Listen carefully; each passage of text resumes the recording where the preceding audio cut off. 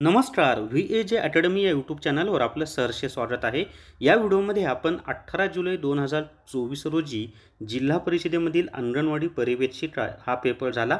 त्या पेपरचं ॲनालिसिस पाहणार आहोत. GKचे 12 प्रश्नसुद्धा पाहणार आहोत आणि याचा फायदा तुम्हाला आरोग्य सेवक तसंच ग्रामसेवक या परीक्षांनासुद्धा होणार आहे. तर या व्हिडिओला सर्वांनी लाईक करा, शेअर करा आणि VAJ academy YouTube channel subscribe करा. जर तुम्हाला GK e book TCS IBPS pattern विकत घ्यायचा असेल तर प्ले स्टोरवरून VAJ अकॅडमी ॲप डाउनलोड करा आणि GK e book TCS IBPS pattern विकत घ्या. पहिला प्रश्न आहे, वनीगड किंवा सप्तशृंगी गड कोणत्या जिल्ह्यात आहे? तर वनीगड किंवा सप्तशृंगी गड हा नाशिक या जिल्ह्यामध्ये येतो. तर नाशिक हे त्याचं उत्तर आहे. त्याच्यानंतर नांदेड जिल्ह्याच्या साक्षरतेचा दर किती आहे? तर नांदेड जिल्ह्याचा जो साक्षरतेचा दर आहे तो आहे 75.45%. मुंबई विद्यापीठाची स्थापना केव्हा झाली? तर मुंबई विद्यापीठाची स्थापना ही 18 जुलै 1857 या दिवशी झालेली आहे आणि हे महाराष्ट्रातील पहिलं विद्यापीठ आहे. रंकाळा तलाव कोठे आहे? तर रंकाळा तलाव हा कोल्हापूर या जिल्ह्यामध्ये आहे. G7 50वी परिषद कोठे झाली? तर G7ची 50वी परिषद इटली या देशामध्ये झालेली आहे. त्याच्या पुढचा प्रश्न आहे पहा, भूतानचे पंतप्रधान कोण आहेत? तर सध्या दाशो शेरिंग तोडगे हे भूतानचे पंतप्रधान आहेत. जळगावचे जिल्हाधिकारी कोण आहेत? तर आयुष प्रसाद हे जळगावचे जिल्हाधिकारी आहेत. दांडी यात्रेत महिलांचे नेतृत्व कोणी केले? तर सरोजिनी नायडू यांनी दांडी यात्रेमध्ये महिलांचं नेतृत्व केलं. धुळे जिल्ह्याचे क्षेत्रफळ किती आहे? तर धुळे जिल्ह्याचं क्षेत्रफळ 8061 चौरस किलोमीटर आहे.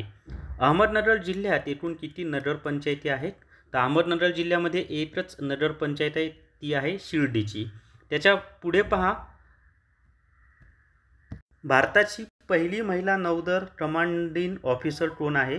तर भारताची पहिली महिला नौदल कमांडिंग ऑफिसर कमांडर प्रेरणा देवस्थली ह्या आहेत. भारताची पहिली वंदे भारत रेल्वे कोणत्या स्थानकादरम्यान धावली? तर भारताची पहिली वंदे भारत रेल्वे दिल्ली ते वाराणसी या स्थानकादरम्यान धावली. आता याच्यामध्ये जे जिल्हा स्तरावरचे ते तुम्हाला प्रश्न दिसले ते असे आहेत की तुम्ही ज्या जिल्ह्यामध्ये अर्ज केलेला आहे त्या जिल्ह्यावर 1-2 प्रश्न विचारले जात आहेत.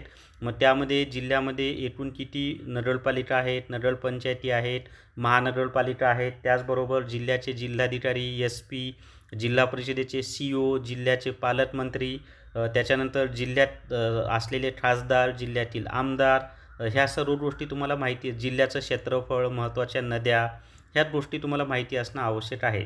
तर ते जे नांदेड, अहमदनगर, त्याच्यानंतर धुळ्याचे जे स्थानिक प्रश्न आले नाशिकचे, ते त्या जिल्ह्यामधल्या विद्यार्थ्यांनी परीक्षा दिली त्यांना ते आलेले प्रश्न आहेत. आणि चालू घडामोडीचे प्रश्न सर्वात जास्त विचारलेले आहेत GKमध्ये आणि चालू घडामोडी अवघड आहे असं विद्यार्थ्यांनी सांगितलेलं आहे. चला आता आपण इतर विषयांचा ॲनालिसिस पाहूयात.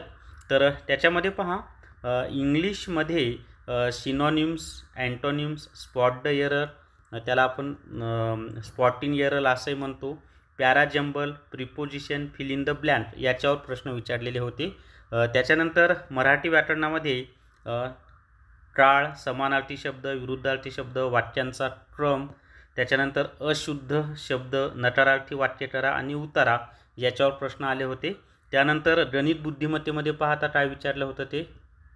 तर बुद्धिमत्तेमध्ये बौद्धिक चाचणी म्हणजे बुद्धिमत्तेमध्ये बैठक व्यवस्था, तर्क व अनुमान, संख्यामाला याच्यावर प्रश्न होते. गणितामध्ये गुणोत्तर व प्रमाण याच्यावर सुद्धा प्रश्न विचारलेले होते. तर असेच प्रश्न तुम्हाला आरोग्य सेवक आणि ग्रामसेवक या परीक्षांना सुद्धा विचारले जातील. तर या व्हिडिओमध्ये एवढीच माहिती. या व्हिडिओला सर्वांनी लाईक करा, शेअर करा आणि VAJ academy YouTube channel subscribe करा. धन्यवाद.